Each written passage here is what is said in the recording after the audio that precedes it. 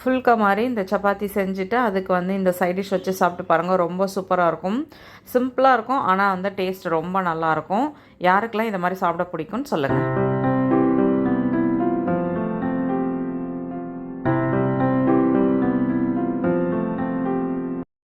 Hello hi, welcome to Kokila's kitchen. இன்றைக்கி நம்ம கிச்சனில் ஒரு சூப்பரான மஷ்ரூம் ஃப்ரை தான் பார்க்க போகிறோம். ரொம்ப ரொம்ப சிம்பிளாக இருக்கும், ஆனால் டேஸ்ட்டு ரொம்பவே நல்லாயிருக்கும். இப்போ அடுப்பில் வானல் வச்சுட்டு 1 ஸ்பூன் அளவு எண்ணெய் சேர்த்துட்டு நான் கொஞ்சமாக பட்டர் சேர்த்துருக்கேன். இப்போ பட்டர் வந்து நல்லா மெல்ட் ஆனதுக்கப்புறம் பொடியாக கட் பண்ண பூண்டு தான் சேர்த்துருக்கேன். இப்போ பூண்டை வந்துட்டு சிம்மில் வச்சுட்டு இது வந்து நல்லா வறுத்துக்கலாம்.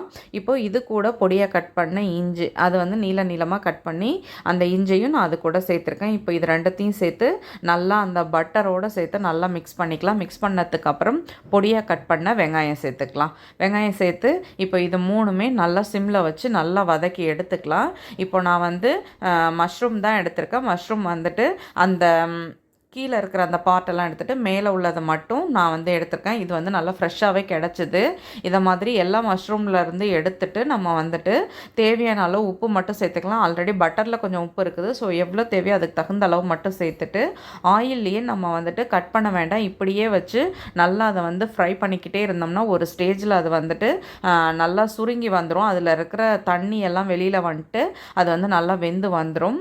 இப்போ பாருங்கள் எந்த அளவுக்கு நல்லா அது வந்து சுருங்கி வந்துடுச்சு. இப்போது நான் வந்துட்டு சாஸ் எல்லாம் கொஞ்சம் ஊற்ற போகிறேன். அதுக்காக தான் நான் வந்து கொஞ்சமாக தண்ணி ஆட் பண்ணிக்கிட்டேன். ஏன்னா வெறும் இதில் நம்ம ஊற்றினோம்னா நான் வந்து இதில் கார்ன்ஃப்ளவர்லாம் எதுவுமே கரைச்சி ஊற்ற போகிறது கிடையாது. ஜஸ்ட்டு என்ன சாஸ் இருக்குதோ அது மட்டும்தான் சேர்த்துக்க போகிறேன். கொஞ்சமாக ரெட் சில்லி சாஸ், அதுக்கப்புறம் வந்து கொஞ்சம் சோயா சாஸ், அதுக்கப்புறம் க்ரீன் சில்லி சாஸ், இது 3 தான் நான் சேர்த்துக்கிட்டேன். வேணும் கொஞ்சம் கெச்சப் இருந்ததுன்னா அதையும் சேர்த்துக்கிட்டிங்கன்னா கொஞ்சம் ஸ்வீட்டாக இருக்கும். நான் வந்து கொஞ்சம் தனி மிளகாத்தூள் சேர்த்துக்கிட்டேன் காரத்துக்காக. இப்போ இதெல்லாம் சேர்த்துட்டு இதை வந்து நல்லா மிக்ஸ் பண்ணி எடுத்துக்கலாம். மிக்ஸ் பண்ணிவிட்டு இப்போ லாஸ்ட்டாக நம்ம வந்து பெரிய வெங்காயத்தை கொஞ்சம் க்யூபாக பெருசாக கட் பண்ணி எடுத்துக்கலாம். கட் பண்ணி எடுத்துகிட்டு இதில் சேர்த்துட்டு ஃப்ரெஷ்ஷாக கட் பண்ண பச்சை மிளகாவை சேர்த்துக்கலாம். உங்களுக்கு கேப்சிகம் பிடிக்குன்னா கேப்சிகமும் இதில் சேர்த்துக்கலாம். இது எல்லாமே வந்து க்ரன்ச்சியாக இருந்தால் தான் சாப்பிட்றதுக்கு ரொம்ப நல்லாயிருக்கும். சுட சுட சூப்பராக ரொம்ப ரொம்ப சிம்பிளாக மஷ்ரூம் ஃப்ரை ரெடி ஆகிடுச்சு. ட்ரை பண்ணி பாருங்கள். ரொம்ப சிம்பிளாக இருக்கும், ஆனால் டேஸ்ட் எப்படி இருக்குமோன்னு நினைக்க வேண்டாம். ரொம்பவே சூப்பராக இருக்கும். வீடியோ பிடிச்சா லைக் பண்ணுங்கள். என்னோடய வீடியோ உங்களுக்கு யூஸ்ஃபுல்லாக இருந்தால் சப்ஸ்கிரைப் பண்ணிக்கோங்க. மறக்காமல் செஞ்சு பார்த்துட்டு உங்கள் கமெண்ட் சொல்லுங்கள். இன்றைக்கி சப்பாத்திக்கு தான் நான் இதை ரெடி பண்ணியிருக்கேன். மொதல் நாள் வந்து நல்லா ஃபுல்லாக ஹெவியாக சண்டே அன்றைக்கி நம்ம சாப்பிட்ருப்போம். அடுத்த நாள் வந்து இந்த மசாலாலாம் பார்த்தோம்னாலே நமக்கு மூஞ்சில் அடிக்கிற மாதிரி இருக்கும்.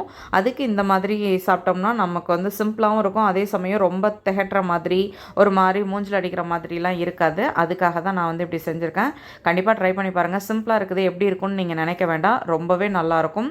வீடியோ பிடிச்சா லைக் பண்ணுங்கள். தேங்க்யூ.